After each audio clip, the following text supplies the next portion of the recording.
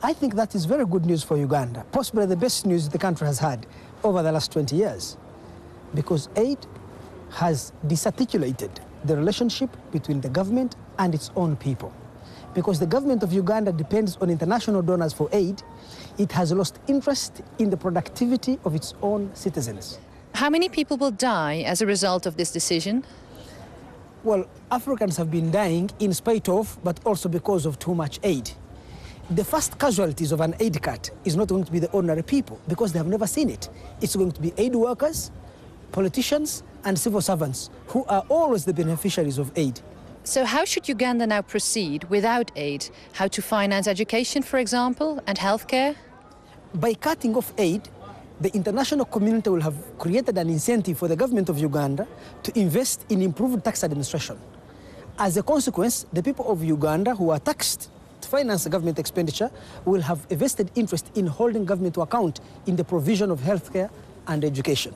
But secondly, if the government of Uganda does not have aid, it will have now an interest in investing in improved policies and better institutions that can improve the productive potential of the people of this country. So it's 1 year since aid to Uganda was cut by the international community. And the government has been going through severe crisis. One, it has a huge bureaucracy and a huge number of political appointees whose salary it must pay. And how does it finance it? It had resorted to printing money. And as a consequence, it has inflation at its hands.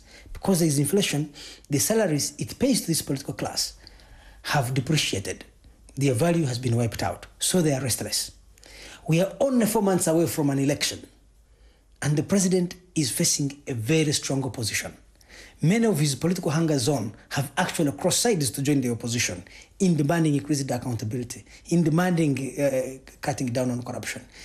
The opposition is calling for a reduction in the size of government in order for the government to have its resources meet the costs that it has committed itself to.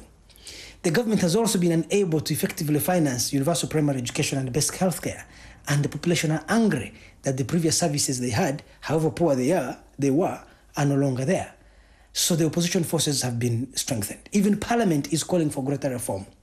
We can clearly see that the foundations of a better government have been laid.